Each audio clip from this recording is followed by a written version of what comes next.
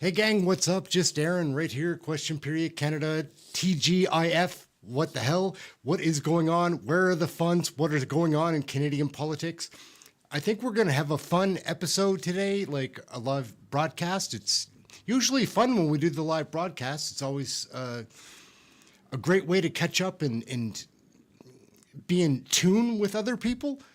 But we've got some stuff that we're going to jump into. This is a conservative get together, and they're going to be talking about the conservative movement, where it's going, what it's all about, who the players are. So we're jumping straight into that. Good evening. Good evening. Good evening. So much energy in here tonight. It's so exciting. Thank you so much. Thank you for your attention. Well, good evening, everyone, and welcome to this incredible sold-out event. And welcome, because of that, to those joining us remotely. My name is Michael Liebrock, Director of the Canadian Club, and your host this evening. We acknowledge that the land we are on is the traditional territories of many Indigenous people, and we are grateful for the opportunity to live, thrive, and work together on these lands today. Thank you for joining us this evening for what promises to be a dynamic and revealing conversation about how the Conservative Party of Canada is doing things differently with a fresh new approach which is based on common sense values, approaches, and policies. How will this new focus impact Canadian politics in the future? That's what we'll explore this evening. Given this event sold out almost immediately, and those who are joining online, I know that you, our audience, also want to know this too. First, a few messages of note. We're delighted to have many generous sponsors tonight supporting this sold-out event. Thank you to TD, Jenny Janet, Byrne and what's up? Associates, Hi Ken, Rogers, hi Greg, how's everybody? Canada Life, and TC Energy for making this gathering possible.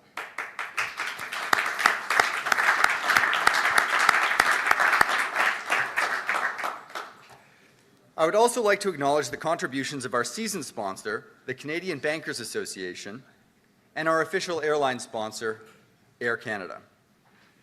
Canada's Forest Trust has joined us again, and we appreciate your partnership. Hey Alan, what's up? If you're like me, you've got questions for our panelists. A selection of rising stars of the conservative movement. What's new and what's different in what the party stands for? How does the party plan to move from official opposition to lead the nation? And what are the ideas that are lighting up the nation to unprecedented levels of support? But before we introduce this evening's panel, Let's get into I the invite panel. those who Come are on. able to stand and join me in our traditional toast to Canada.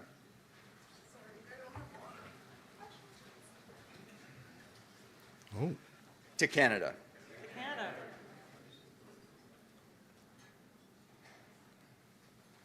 Thank they're you. having a little drinky drink. I guess this was Thursday evening. And now I am pleased to introduce our esteemed panelists. You'll learn more about them through the discussion, I'm sure, but to get us started in quasi-alphabetical order, Adam Chambers. Hey weather guy, what's up?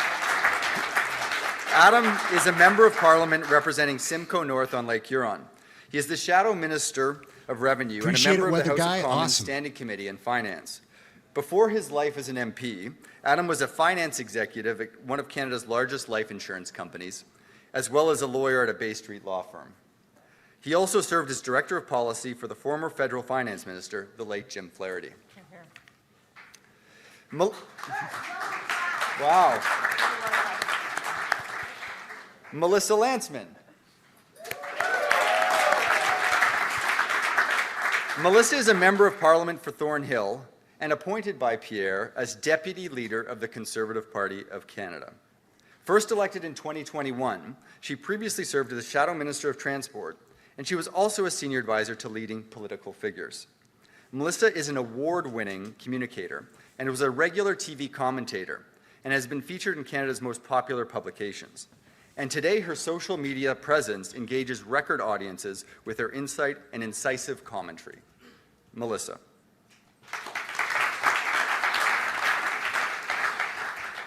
Shiv Majumdar. following the tradition. He's supposed to be a big stud in the Conservative Shuv was Party. elected Member I of don't know Parliament for why Calgary Heritage in a 2023 by-election. For over 2 decades, Shuv has dedicated his career to advancing the causes of freedom and security in Canada and across the world. He brings experience in foreign policy, national security, and international business issues, and a 25-year history with the Conservative movement. Shuv. And finally, Sabrina Mado.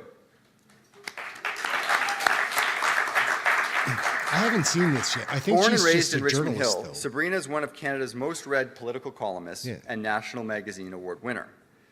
Sabrina has become a leading voice for a new generation Hey, True of Blue, what's up? conservatives, with her work having appeared in print and broadcast outlets, including the Globe and Mail, the Toronto Star, CTV News, TVO's The Agenda, and BNN Bloomberg. She is running to be the next Conservative candidate in Richmond Hill in the next election, and I'm sure would welcome your help if you're interested in seeing her after the panel is done. Ladies and gentlemen, Sabrina.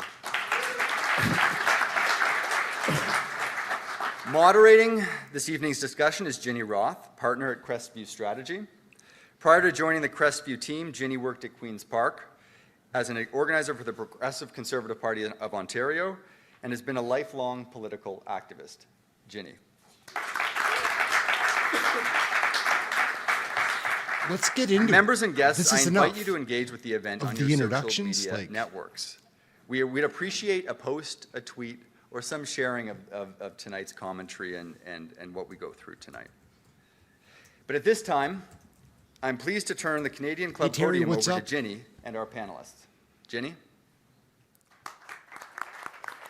What up, Dive Crew Canada? Thank you, You're number Michael. one. You're awesome. Before we get started, I just wanted to acknowledge there's an MP here, Kevin Buong.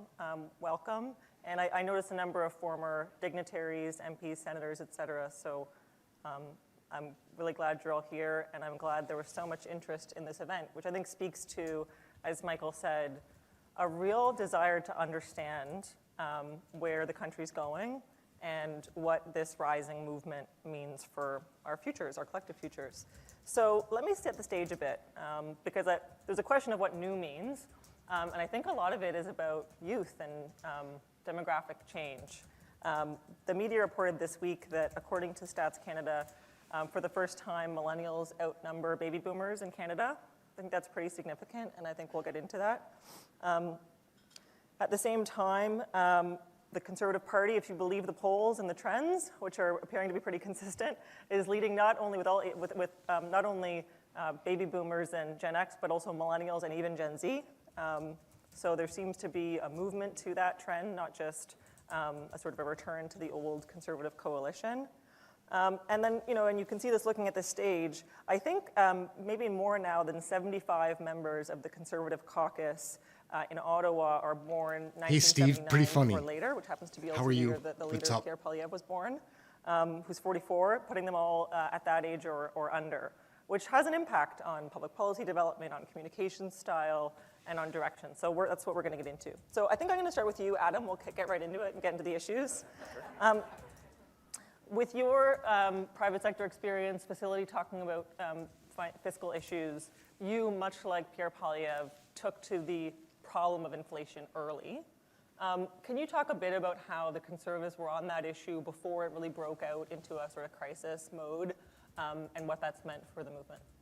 Sure. If you think back to 2020, the early days of COVID, nobody really knew what was going to happen. Some very extraordinary measures were taken. There was a number Hey, of Tina, people, what's up?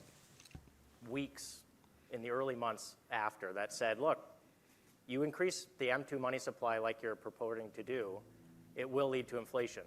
And this wasn't just in the side corners of the internet or people in Twitter with red eyes Hey, that Monique, what's were up? pro-Bitcoiners.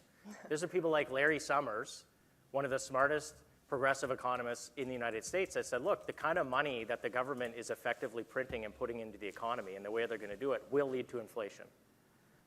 Pierre, as a leader, was one of the only Canadian politician talking about it, and one of the very few Canadian kind of economists or those that follow the markets that were on this issue early. So I think that's given him significant credibility as the leader of the party. How's the to talk volume, about, guys? okay, well, now Is how that do you deal with low? inflation? one of the differences that Canada's taken since, or compared to other countries, almost every other country did some form of energy rebate, right? One of the main drivers of inflation is the price of energy. In fact, Canada's actually gone the exact opposite. Every Hi, April Nature, what's 1st, up? How are we you? actually increased the price of energy by increasing Hi, the Sheila. carbon tax. Some provinces have reduced taxes, of course. Germany, the UK, they actually gave rebates at point of purchase.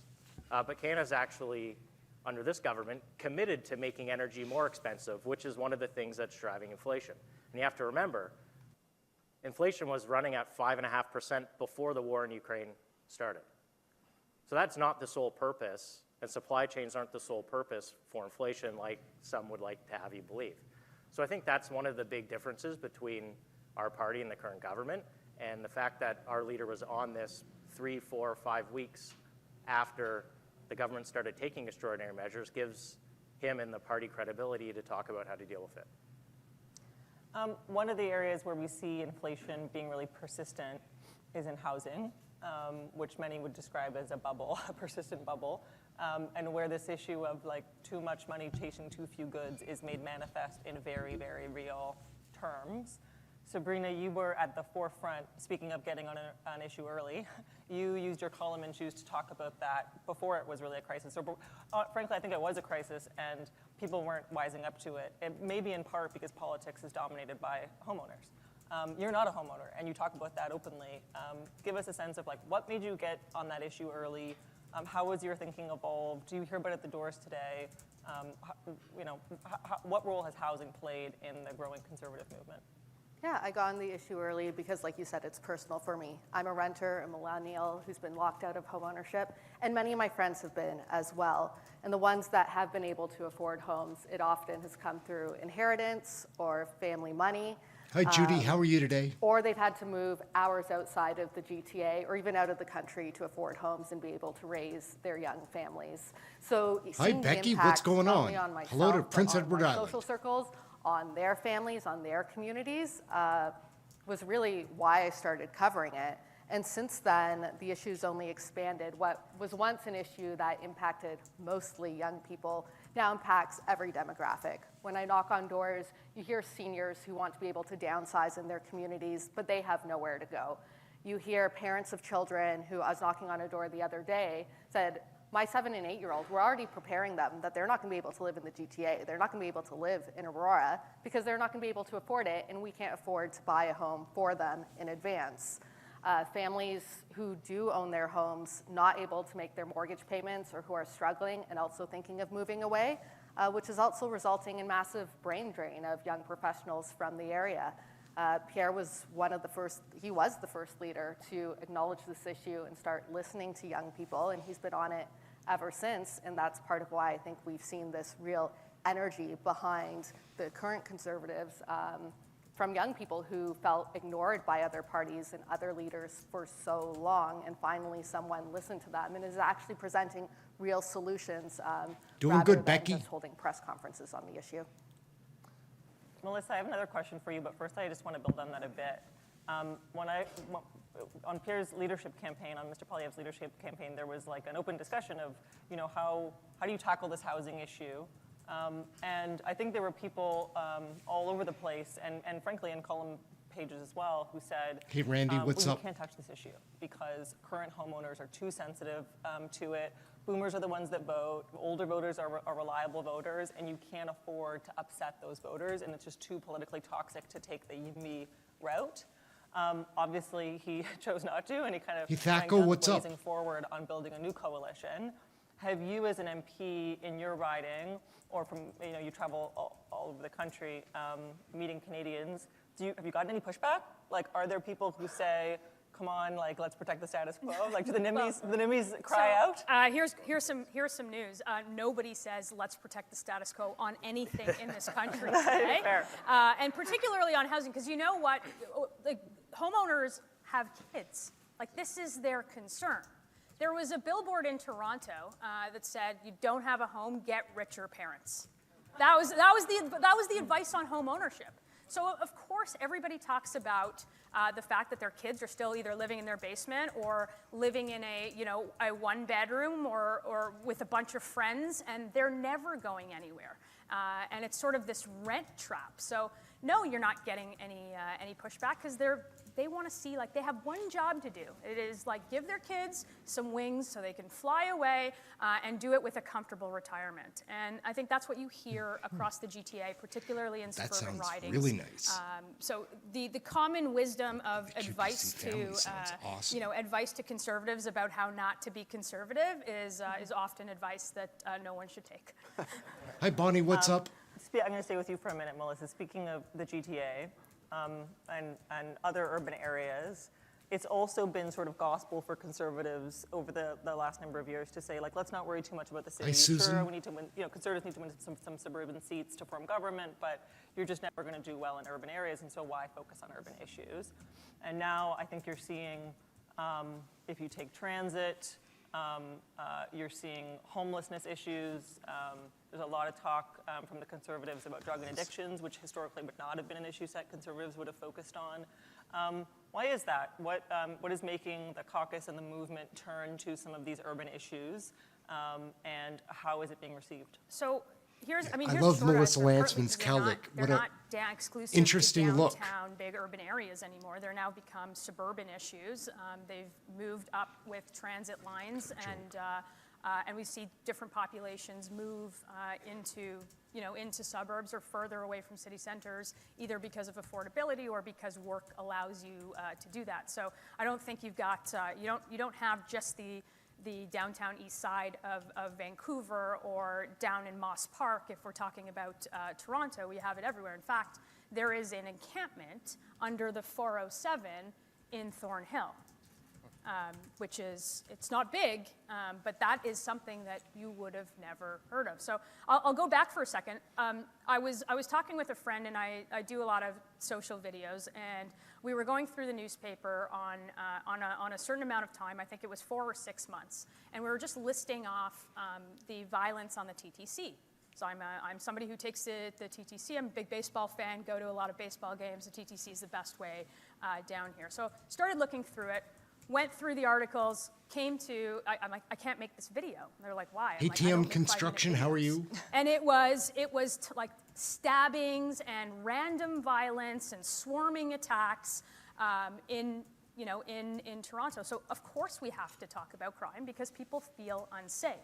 And I don't know that you can attribute it to one factor, but there are certainly some things that we can fix. We've got weak bail reform. We've got something called C-75. You don't have to remember the bill numbers. Just think of it as the frequent flyer program, i.e. people are right through the justice system. They get arrested, they're out the next day, often reoffending. We've got C-5, call it Netflix and chill. They get house arrest for really violent crimes. We've got repeat violent offenders committing crime. And the good news in Canada is that we don't have necessarily a lot of criminals. They just keep doing crime. And so there's ways to stop that. And just finally on addiction, not to hog the panel, but I think conservatives need to attack this issue. I think it is one of the issues in Canada that has been so grossly mismanaged. And if you do one thing and you don't do all of the other things, then you have a population that is being given taxpayer-funded drugs and is never going to get help. We have street-level palliative care, basically, in this country. And if you do not have treatment and supports and transitional housing, and you don't talk about it head-on in a compassionate way, what you are going to see is moss parks pop up everywhere, and we are starting to see that. And I think there is a new generation of conservatives, and particularly a leader who is compassionate on this issue and so many others, that we're not afraid to talk about these issues because what we're doing right now is cuckoo bananas.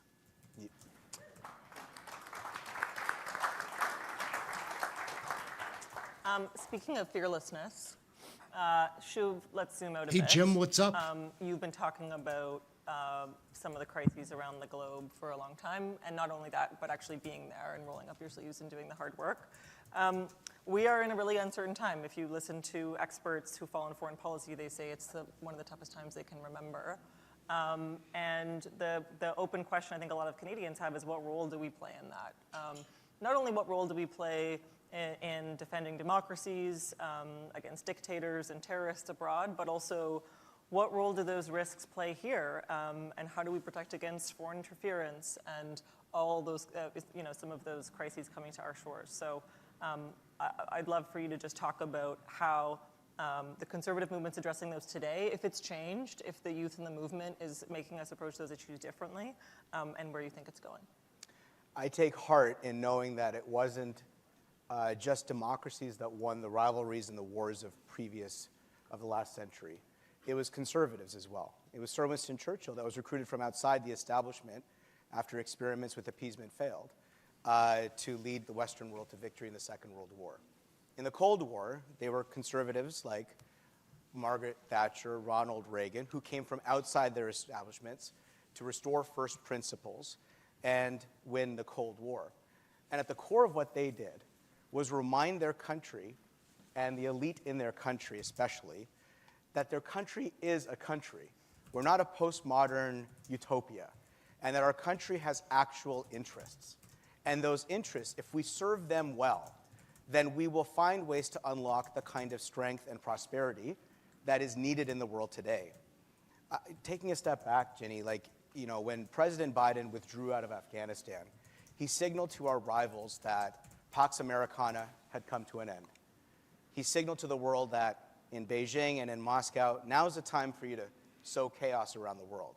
And if you're sitting in those capitals and looking at any of the G7 capitals, you're not thinking about what Justin Trudeau's doing any given minute. He's not consequential to you. America is in disarray. The United Kingdom is in disarray. France is in disarray. Germany is in disarray. And as the rivals that we've had are emboldened by their ambition, they've done a series of things. Hey, Steph, after the we have retreat the of same last Afghanistan name. To, in 2020, impose a national security law on the people of Hong Kong. And what was our Western response? It was pretty muted. After that, they accelerated their invasion of Ukraine in Russia and their ambition all the way to Kiev with battalions of people marching for victory. And what was a Western response initially? It was, hey, Zelensky, we got a flight for you to get out. The instinct has always been appeasement. And then, of course, months later, Hey, Steffi, hi, we've seen Iran, masterpiece. through their network of proxies across the region, wage war on Israel and their people, first by the horrific attacks on October 7th, and then the subsequent chaos they're sowing across the region, including in the Red Sea and shipping lanes. So what do Moscow, Beijing, and Tehran have in common here? An authoritarian rise while our Western world is woke and broken. And what does that mean to Canada and to young Canadians especially? Is our country has a promise to our people and to the world. We have $3 trillion Maximus, of what's up? natural resource wealth that would fuel, feed, and secure the world today. Our ingenuity, our technologies, are things that would stabilize world supply chains. And guess what? We would make a lot of money so we could fund whatever socialism Jagmeet Singh and Justin Trudeau invent next. So, I would say that one of the biggest decisions that attracted me to put my name on a ballot was watching Pierre Poilievre speak with strength about our Canadian national interest, about our energy proposition, about the ingenuity of our people, and the backbone that we have to get that done. I think a final point, if I might. Our country is presently set to decline as other powers rise in the next 5 to 10 years. The world is massively disrupted and changing so fast that sometimes it feels like we're in a slipstream. I think that if we take the big right decisions early, then our country can restore its place in the world as one of the top 5 economies rather than a middling 10, 12, or 13 that Trudeau's heading us into. So peace through strength, leaders of conviction, these are the things that Canadians are responding to with great numbers today, and I'm very gratified for it. Great.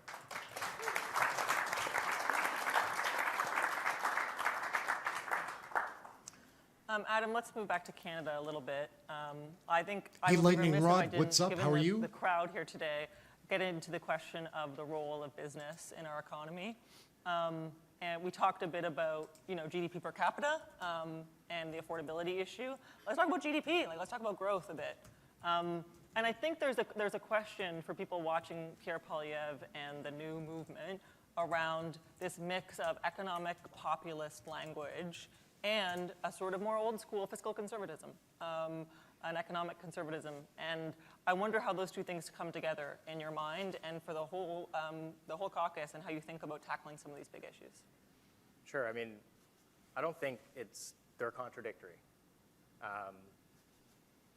Rising tide lifts all boats. You can be pro-Canadian. You don't have to be pro-business or pro-worker. You can be pro the economy. What we've been doing, and the results show it, GDP per capita is lower today than it was in 2018. This trajectory will mean we will become, and Shuv just said, a middling country amongst our peers. We have the opportunity to actually change that. Those who care about emissions, as an example, if we displaced 20% of China's coal production with Canadian LNG, we would save the planet the total emissions that Canada as a country generates per year annually. When we first started the climate discussion, everyone said, well, pollution knows no borders. Exactly. So we should be using Canadian LNG to displace dirtier fuel across the world. India is another, probably a more likely example in the short term of where we can do business. But I don't think that it's contradictory to say you have to be one or the other, pro-work or pro-worker or pro-business. I think we're pro-Canadian. And we're going to do the right thing for Canadians. And by doing the right thing for Canadians, we're going to do the right thing, admittedly, for employers and employees at the same time. People get additional jobs. There's growth. There's bonuses. There's new markets around the world. That's how it's going to happen. You can't exclude one group to the benefit of another. And until we realize that, we'll be continuing to go along the same trajectory.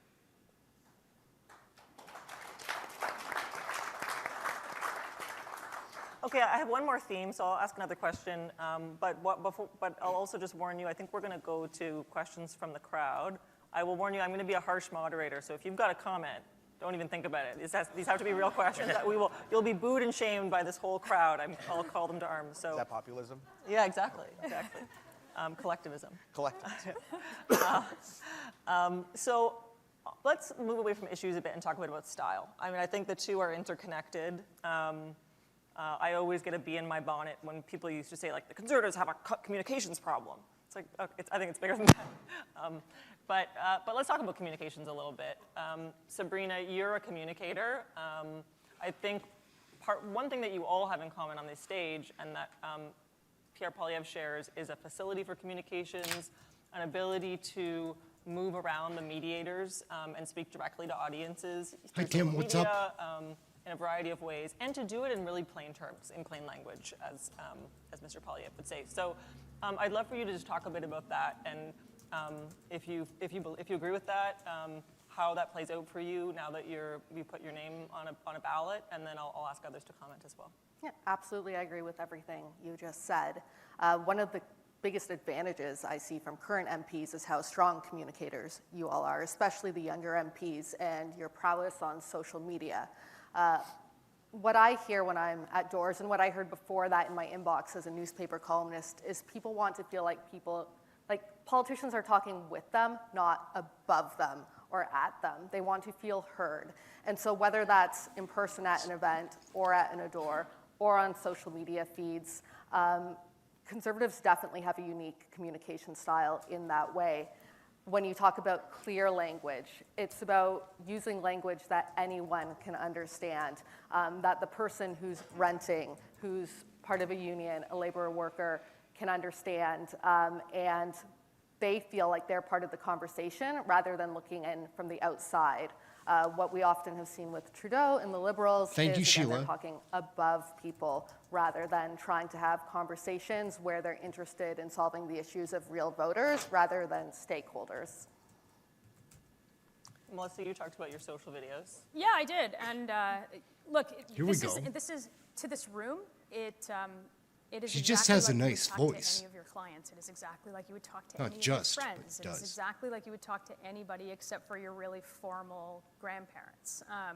It is the way that people communicate. It is the medium by which you use. So we're not doing anything different than what many of us grew up with.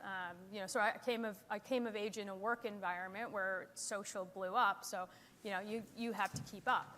There's actually an advantage to, you know, MPs coming up the ranks now who are even younger, who don't even know a world without this. So they don't remember the world of like, the Globe and Mail needs a quote by 4 p.m. or it's not getting into print. Like that is crazy. And it doesn't exist anymore. So it's only actually going to get better, and we're going to speak to people in the way that they understand, in the way that we've always spoken to one another, and it works.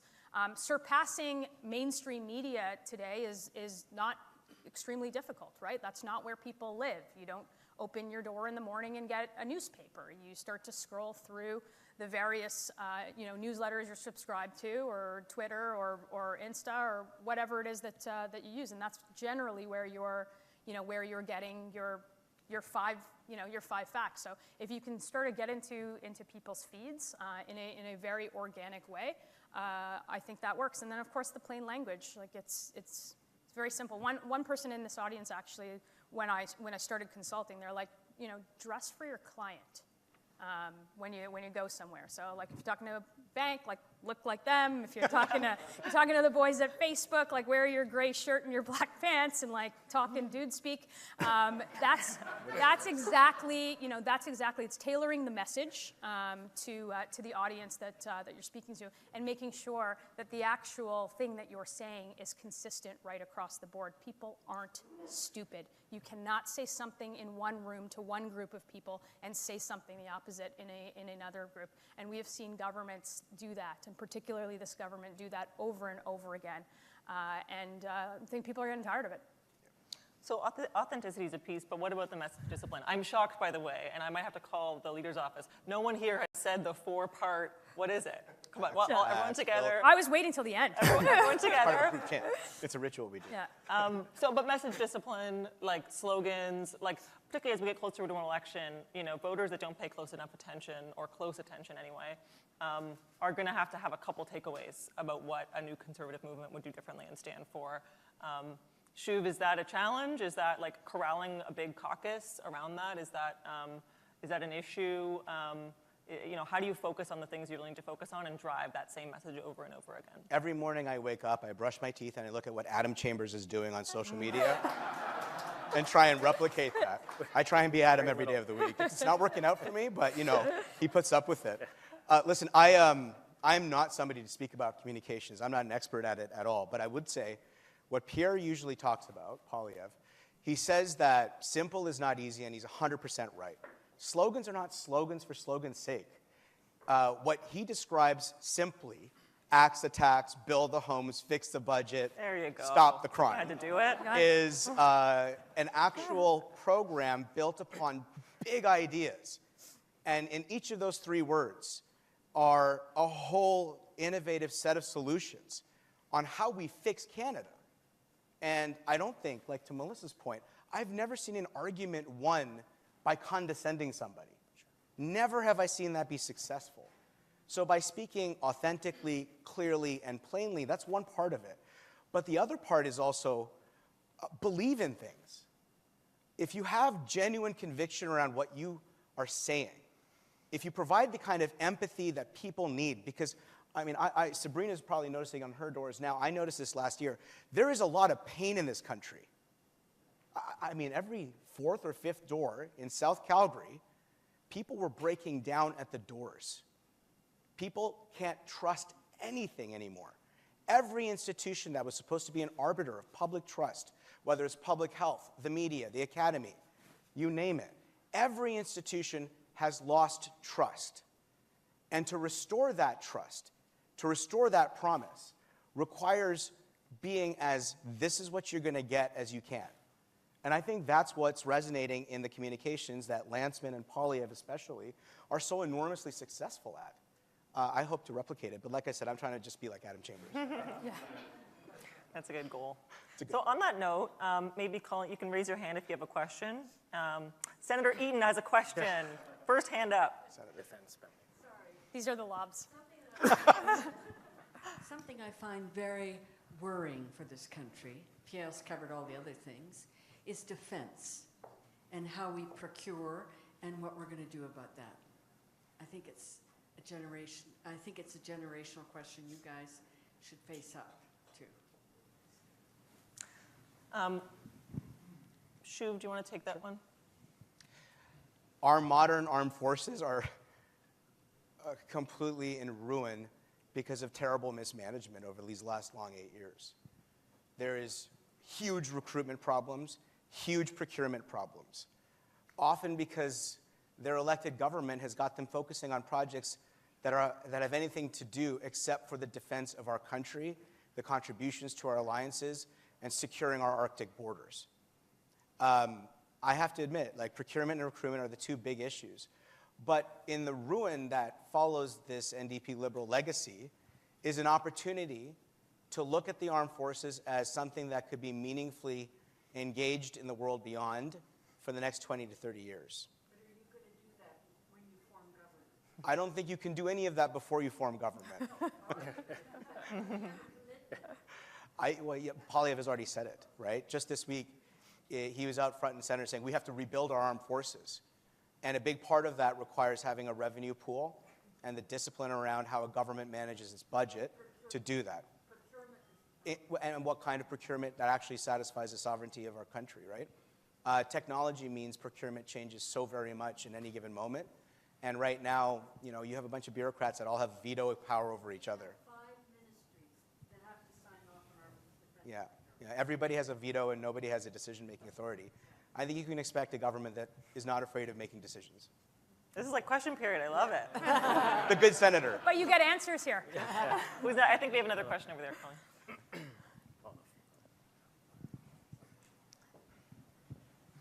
Hi there, panel. My name is Charles Atcham with Canada's National Firearms Association. I've talked to many of you about this topic. Stopping crime. So the Liberals have promised to stop crime by ratcheting it up, stricter and stricter gun controls, gun bans, prohibitions, civil disarmament, and it's not working. Crime is actually up. Now, Pierre, I know, has talked to this already. I just, this is kind of a segue and a kind of a setup. But I know you're planning on doing good things, but our community, the RCMP vetted firearms owners out there, are looking for relief and justice. We've been kicked around for way too long as a wedge issue, and we're not going to take it anymore. So we're hoping that the Conservatives in the future will provide not only relief for us, but also bring in common sense crime control. Yeah, Melissa, do you want to Yeah, take that one? sure. Look, Charles, we said it. I don't think there's anybody in this room that believes that law-abiding hunters and sports shooters are the issue that is facing the rising tide of crime in this country. Like, I think that's frankly silly and has been proven to be wrong over and over and over again. Common sense crime policy, yes. We mentioned the frequent flyer program and the Netflix and chill laws that the Liberals passed. But there's bigger, deep-seated problems, like Shuv talked about. We've got recruitment issues in policing, in serving your own country, in the pride that we have of service. We've got 10 or 15 years of a defund the police movement, which has destabilized, I think, the community relationship with policing. Like, there are big problems, and I think one of the things, car theft, of course, is another one. If you've heard, everybody sort of seized with that issue, particularly if you're in suburban Toronto, the Bramptons, in Peel region. Cars get stolen every single day off of a driveway. People feel unsafe. And I think that you need, frankly, the leader with the gall to tackle this. And I think that's the person who we have leading this party, who is not afraid head on to take on these issues, and fight them in court, and see how far we can get without a Supreme Court smacking down, common sense justice reform. I think we've got that guy, Charles. Okay, I think we have time for one or two more. Has to be a question right here.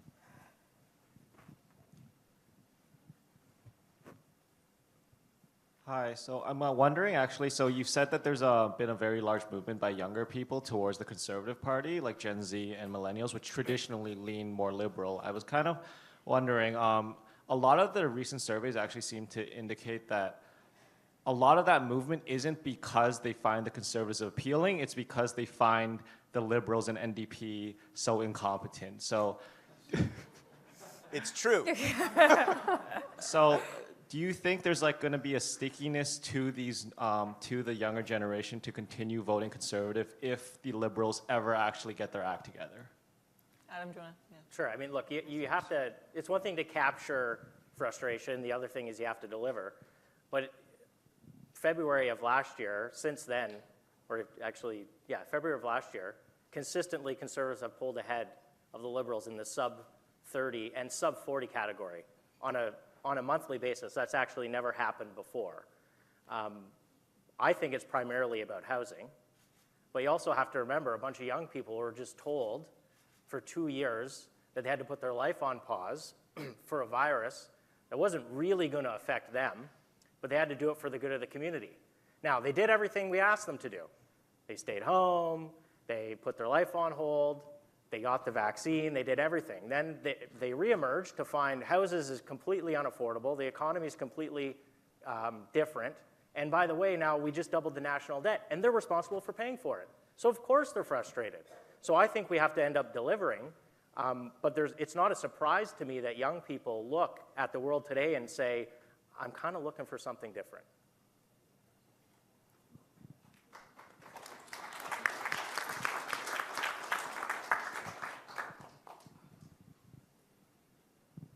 Just hoping you can talk a little bit about the brain drain, and I think a big part of that is kind of the marginal tax rates in Canada, the top marginal brackets, and that's not necessarily an easy topic to touch from a political perspective, but how do we as Conservatives kind of make the case for lower top marginal tax brackets? And yeah, I'd like your thoughts on that. It's not an easy topic, but there has been some discussion of tax reform. Do you want to start? Sure. Look, the movement for the current government is kind of like this soak the rich mentality. Luxury tax, you know, you've got more, everyone has more. Except the lion's share of taxes are actually paid by people in the top. Now, I don't think you can run a campaign. I don't think it would actually be smart to say, hey, you know what we need to do is lower taxes. Like, I actually don't think that's right for the economy either, to say, hey, we just need to take the top bracket down. If you consider the US, most people in the top bracket actually aren't the same people every year. There's significant amount of turnover in the top bracket. What that means, though, is people see themselves potentially in that top bracket every year. So I think you have to provide a little bit of tax relief for everybody. The leader says often, make work pay. It should be advantageous to have a job. It should be advantageous to go out and get a paycheck. That's why there's a bit of a pushback amongst Conservatives on universal basic income. It's important. There's a lot of productive work that has to get done. We don't need to pay people to leave the workforce, but we need to kind of dial down the rhetoric on successful individuals and thinking that they're all of a sudden going to solve the budgetary crisis that we have. Okay, I'm going to play the role of press secretary and say last question. Just one question. Yeah, last question. You made a great point about LNG. How do we get that, offshore and start selling it? What's your steps to do that? Well, I think Adam will have some views on this, but being a member of Parliament from Calgary, we have views about our energy security. Pierre Poilievre has said we'll make quick decisions within 18 months on energy project decisions. We have to build confidence around investment for our energy sector, and the best way to do that is stop playing games with it. Right now, you have consultations and environmental considerations that are core to mandating those decisions. I think geopolitics should be one of those things that should factor into why Canada makes these decisions. Second, you're seeing Indigenous finance, First Nations finance, and private equity providing a once-in-a-generation opportunity for economic reconciliation with Canada's First Nations. And that is something we cannot turn away from. This is something we have to embrace with every part of our national fiber. Then you need to be able to find a way to attract the institutional investment in this city and to dispense with garbage ESG thinking that has been delaying Canadian energy from fighting the climate and from securing the world. And I think part of that requires confidence in a government to say, when decisions are made, they will be made permanent and costly on future governments to reverse. What's preventing the gas from getting offshore? I'm describing all of the considerations that are weighing down the potential for Canadian gas to get offshore. So I think building the pipelines, axing the tax, creating a strong investment environment, and making the quick decisions that the investment community needs to understand is core to what our Conservative government would do. He really is very well spoken, I think. Baffling. Okay, I have one more last question for each one of you before I hand it back to our friends at the Canadian Club. Why did you put your name on the ballot? Because you all have. It's not a frequent choice of young people with lots of options in their lives, but you all did it. So maybe I'll start with you, Sabrina, since it's such a recent decision for you. Yeah, I touched on this a little bit before, but I'm part of the first generation in Canadian history to be worse off than their parents. And I think when you look at a question of whether a country is succeeding and moving forward and progressing or moving backward, it is that question. Is each generation a little bit better off? And that's not necessarily in terms of equal outcomes, but at least equal opportunity. And that's something we don't have right now. So it has been very personal, particularly with housing, cost of living. Someone who's looking at starting a family as a young person, I see these issues firsthand, and I've covered them firsthand for the National Post for years, heard so many people's stories, seen the pain, the frustration out there, and that's what made me want to put my name on my ballot. I also believe it's really important to have young voices in Ottawa, strong voices, fresh voices, who can re-energize our political sphere in general, but also the Conservative movement. And unfortunately, there are a lot of barriers to young people running. It is a big sacrifice. People starting in their careers or entering their prime earning years can't take time off to campaign full time necessarily. If you're a renter, you may not have been living in your community as long as someone else, or you might be switching ridings and not have those deep roots. Also just the knowledge about the nomination process. There was a study that actually came out by the University of Ottawa and University of Carleton this week that looked at why there's such a disproportionate number of older MPs in Ottawa versus those under 40. And what they found is once younger candidates are nominated, they tend to get elected actually. But it's getting that nomination as the first step that is keeping younger people out of politics. I've been lucky enough through my work at the National Post to have a voice and an opportunity where I've had the support to start this campaign, and there's been a lot of energy around it. So I also felt it was on me to take that opportunity and hopefully become a voice for my generation in Ottawa.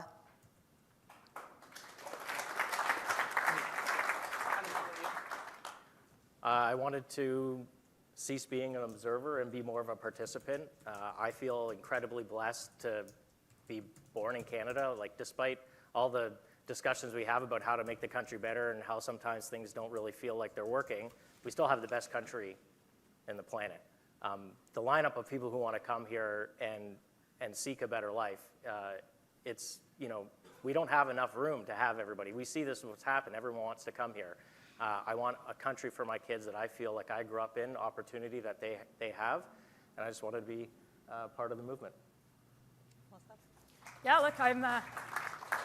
Here we go. Can you ditto this one?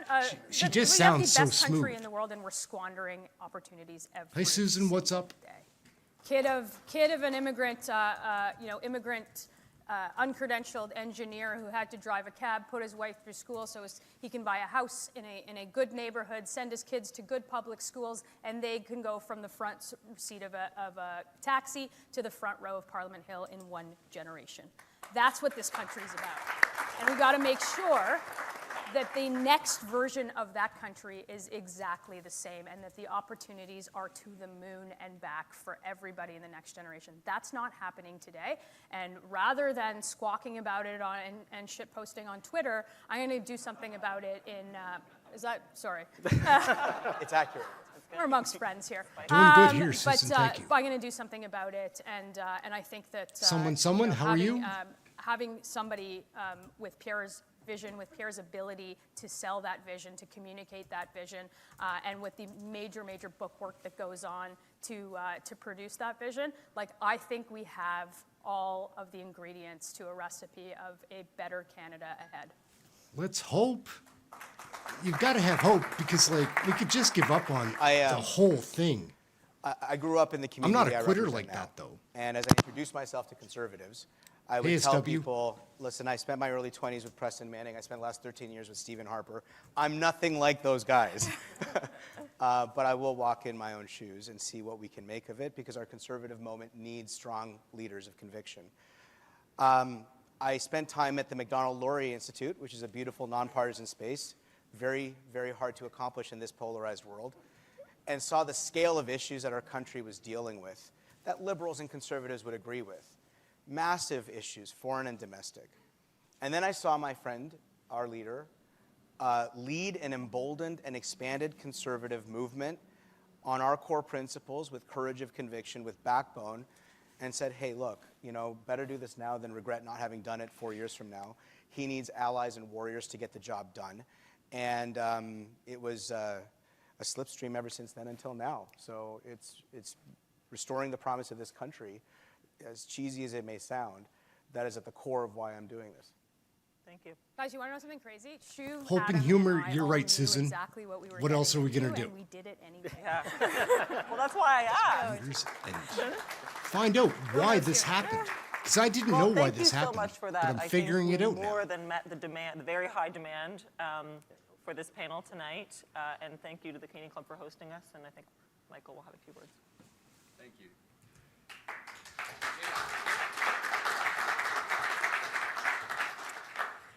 Adam, Melissa, Shuv, Sabrina, on behalf of the Canadian Club, I want to thank you for the buzz and excitement you've created here tonight and this evening.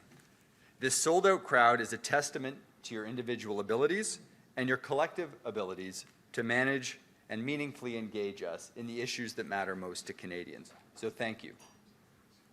We enjoyed hearing about your vision for Canada and the plans that you have in place to deliver it. It's especially inspiring to hear such great messages of hope from young people when we don't hear that every day. So please continue that message, and we encourage you to keep using it. And you're welcome here anytime to the Canadian Club again.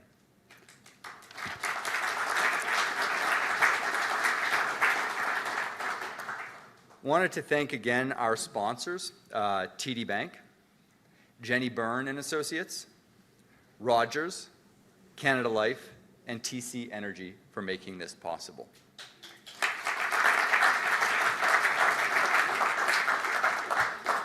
Adam, Melissa, and Shuv, I wish you continued success in your roles as MPs and in the campaign that is ahead.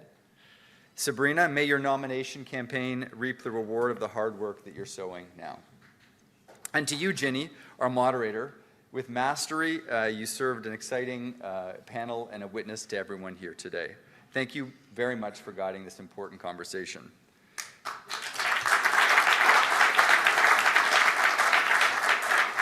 Before we continue networking, I would like to invite members and guests to visit our website at canadianclub.org to learn more about our upcoming events. I also wish to thank our AV supplier, VVC Live, for its incredible event support. Members and guests, thank you for joining us tonight, and enjoy the rest of your evening.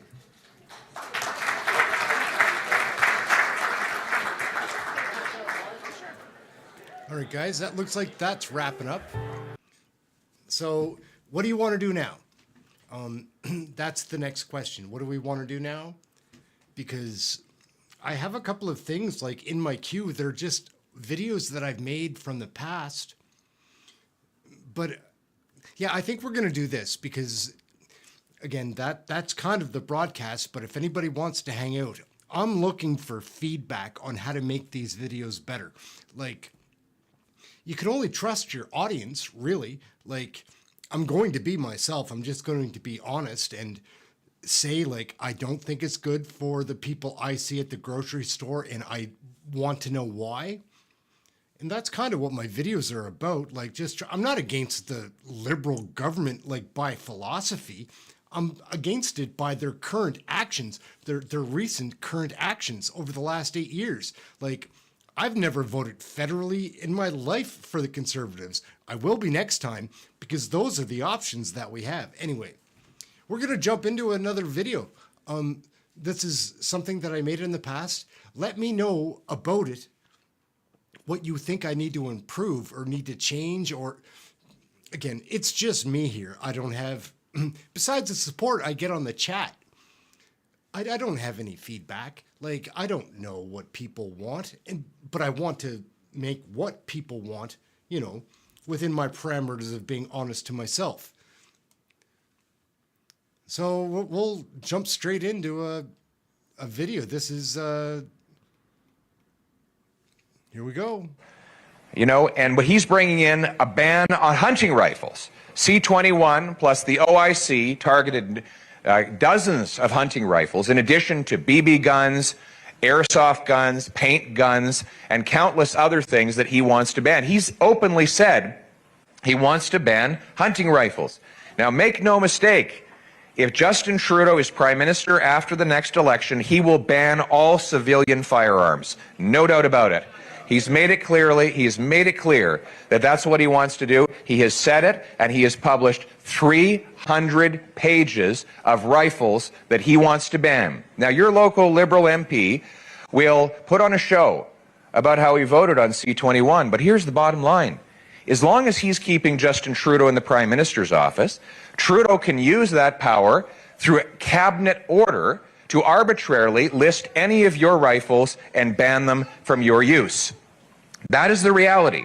And until your Liberal MP leaves the Liberal caucus and withdraws his support from Justin Trudeau, he is supporting Trudeau's ban on your hunting rifles. My common sense plan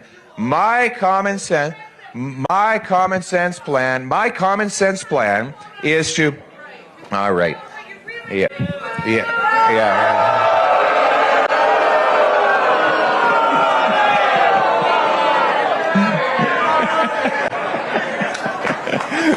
All right.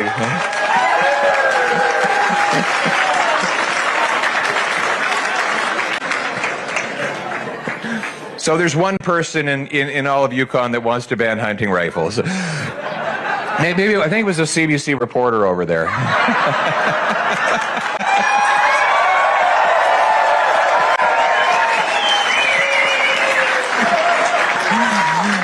So here's my common sense plan, folks.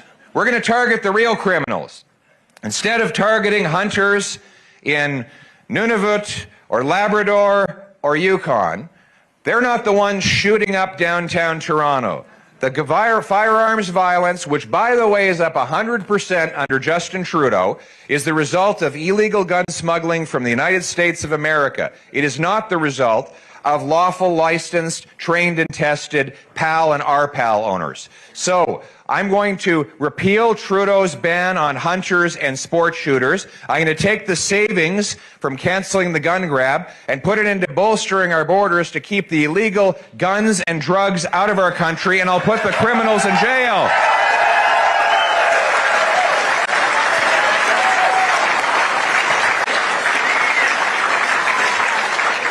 In other words, we're going to go after the real bad guy. Money, of course, is merely a technology by which we transport value.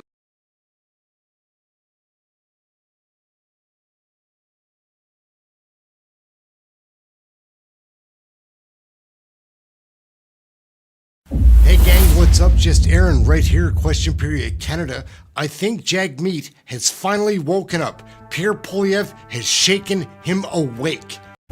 Hey gang, what's up? Just Ehren right here, question period Canada. I think JAGMEET has finally woken up. Pierre Poilievre has shaken him awake. It's time to pull the plug on this Liberal NDP coalition if they stand any chance in the next election at getting any seats at all. Because I think, do you not think that Canadians are done with this NDP Liberal coalition? Like, we kind of blame the NDP for the Liberal government? I do. Let's take a look. I think JAGMEET maybe has woken up. POILIEVRE has shaken him awake. Leader's question. The question was, how can the Prime Minister waste millions of dollars on a Arrive scam when Canadians can't afford to eat, heat, or house themselves? The answer is because the NDP keeps that Prime Minister in power. That's right. We know that the Liberals promised to do so in 1997. It's been 30 years, 3 decades of broken promises.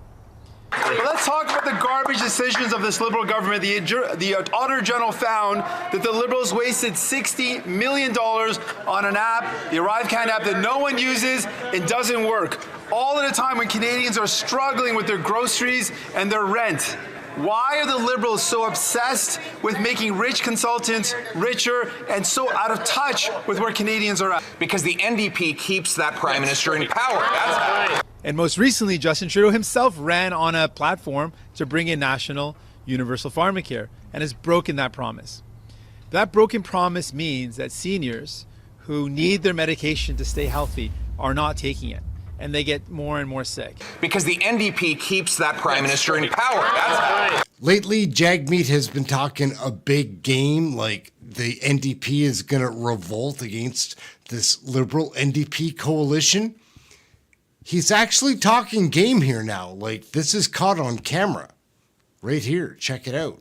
So we've put it really clearly that if the Liberals break the agreement will be broken. That means we'll go to a vote-to-vote situation. They can no longer count on any of our votes.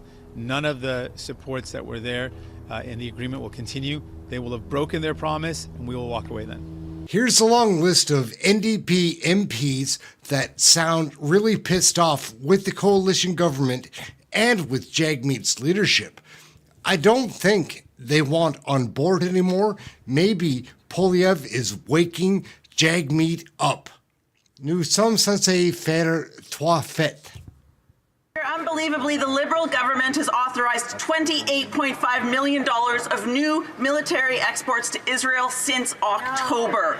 Today, a Dutch court ruled the Netherlands must stop spending F-35s to Israel. Spain and Belgium have suspended arms sales, but Canada continues to send arms, doing nothing to ensure that they are not being used against civilians. So many children are being killed as Netanyahu bombs Rafah, the place where Palestinians were told they'd be safe. How can the minister continue to sell arms to Israel? A 12-year-old boy in BC died by suicide after experiencing online sextortion.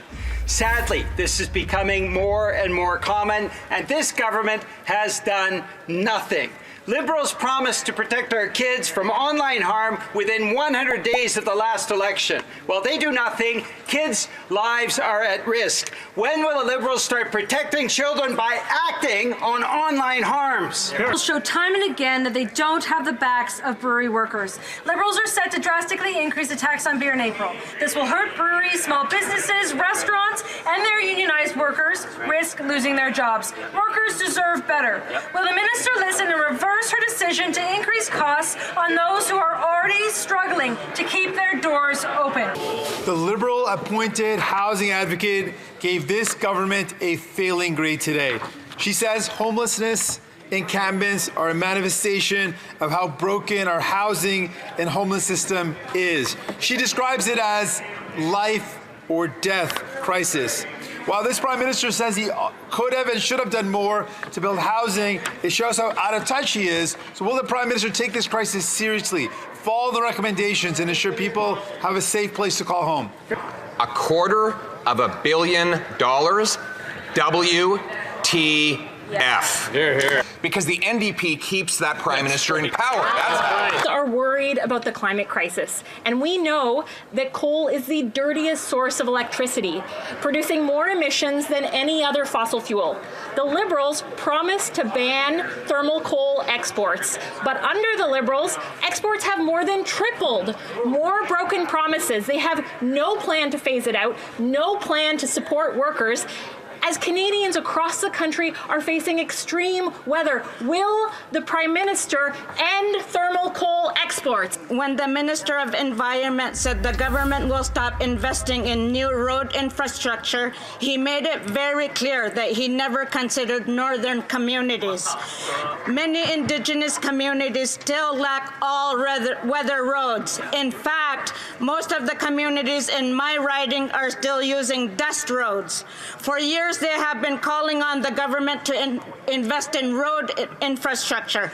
I have a simple question. Why is the minister against Nunavut getting their roads paved? Mr. Speaker. Because the NDP keeps that Prime Minister in power. That's why. Canada confirms what Canadians already know. Rent prices are skyrocketing while real estate CEOs are making record profit. And which city had the rental prices go up the fastest? Well, my city of Edmonton. And that's because the Liberals are leaving it up to Danielle Smith and corporate developers who are failing to build the homes that people can actually afford. Mr. Speaker, when will this government act to lower rent so people in Edmonton have a place to call home? 2 weeks since I asked the health minister his plan to address the closure of Clinic 554, Fredericton's only healthcare provider offering safe abortions. This government has done nothing. While Conservatives push backdoor legislation violating the right to a safe abortion, the so-called feminist Liberals fail to address access. Why is this government denying access to safe, trauma-informed abortion care? That's right. Just like the Prime Minister, not worth the cost and not worth the corruption. On fixed incomes are struggling very much to afford groceries in a difficult time. The government says it's talking tough with big grocers like Loblaws, but what has that led to? Loblaws trying to cut a sweetheart deal with Manulife to screw seniors. Loblaws getting in the way of the grocery code of conduct. Loblaws getting rid of their discount on your expired foods only to replace it later after public outcry. $250 million.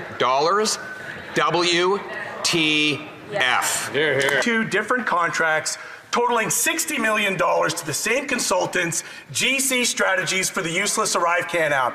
Liberals simply can't help themselves from helping themselves, while Canadians can barely pay the bills. And at a time when we should be investing in the skills and knowledge of our public service, Liberals would rather hand over millions to private consultants. So why is this Liberal government giving money to their rich friends instead of investing in the valuable work of our federal public service? Canadian is stuck in Gaza, and he is in poor health and he needs medical care. He went to Rafah and no Canadian ambassadors were there to help him leave. His son, my constituent, told me that his father has been used as a human shield by the Israeli military to force Gazans out of their homes. He is worried sick. This government has had 4 months to secure the safe passage of Canadians out of Gaza. Other countries have done it, so why can't this government ensure the safe return of Canadians and their families from Gaza? Because the NDP keeps that Prime Minister in power. That's in the House, and we've said that they cannot expect that to happen anymore. If they break the agreement, let's be really clear, it's the Liberals breaking the agreement. If they're breaking their promise, where the consequences of them breaking their promises, then the agreement is ended. So it would be the Liberals breaking the agreement. We want to use our power to help Canadians, and we've been very clear. That's been our goal from the beginning, and we continue to aspire to make sure we use our power in that way. I don't trust them They want to anymore, hurt guys. families. I don't trust They want them to at hurt all. people. And Liberals are out of touch and don't realize the real challenges that people are dealing with. So what we want to use our power for is to continue to fight to force this government to deliver, and they should take it very seriously when we say if they break their agreement, they will no longer be able to count on support, and they will no longer be able to count on any of our votes. Liberals, why would they jeopardize the important work by breaking a commitment? The Liberals would be breaking their promise. We gave them an extension. Whoops. And we said very clearly, we're giving you the extension so that you can actually stop catering to the cheer for the NDP in my heart, like their philosophy. But man, oh man, I'm tired of this Liberal NDP coalition government. It's got to go. JAGMEET's got to go. Like something has to change. Like and subscribe. This is Question Period Canada. We have fun here all the time, learning about Canadian politics, sharing it with you. At 2 p.m. EST. That's enough. That's enough of that. We've had our fill of Question Period well, pardon me, we've had our fill maybe of Ehren M today. It's so much fun to hang out here doing these chats. You have no idea. Like, you shouldn't get too attached to a project like this that I'm trying, which is just an experiment. But it has been a very successful experiment, guys. In the last 6 months, we've grown by 13,000 people. We've got 13,000 people that are somewhat like-minded. Common sense people that know we need change, that something really odd has been going on in our government. This stuff can't just happen by mistake. Like, it can't get this bad without somebody in charge meaning for it to happen. And again, hope and humor. Susan said it earlier. These are the things that we need to take with us because, like, we've got to have hope, kind of got to laugh at the situation we're in, but stay smart, get focused, figure out who exactly screwed us up and why this happened. Like, I know that the Conservatives have done poorly before as the federal government. And I'm not a conservative. I'm a libertarian. I don't believe in our system, but this is a system that I live under. So if they're only giving me Trudeau and Poilievre as options, I'm choosing Poilievre. That's how it is. And I feel a lot of other people are in the same boat. Anyhow, we are going to get going. It's another great broadcast on a Friday. Thank God it's Friday. Hope you all have a good weekend. Maybe you've already picked up your groceries and are able just to stay home for the weekend. Check out some more Canadian politics. Check out Question Period Canada. Share it with somebody. We do have fun here. And this community that I feel like we're growing naturally. I think people like coming here and having somebody say hello to them. I try not to talk over the politicians, guys. I screw that up a lot, but it's still a work in progress. I didn't know what I was doing when I started any of this. I still don't. But I know how to be a good guy and treat people the way that I want to be treated, which is with a lot of respect and friendliness until you give me a reason not to. And then it's different. But everybody here has been ridiculously friendly. It's crazy. People just want change. They know that for their families and futures, that this Trudeau government is leading us down a dirty road. Man, it's been dirty. Goodness gracious. We're out for now. Something healthy to eat. Try to stay warm. Try to save some money. Pay attention to Canadian politics. We'll catch you next video. Thank you all so much for watching. This is the favorite part of my, not my day, my life, like is getting on here with you guys. So I look more forward to seeing you than you do me. I assure you. We're out for now. Take care, guys. From Nova Scotia.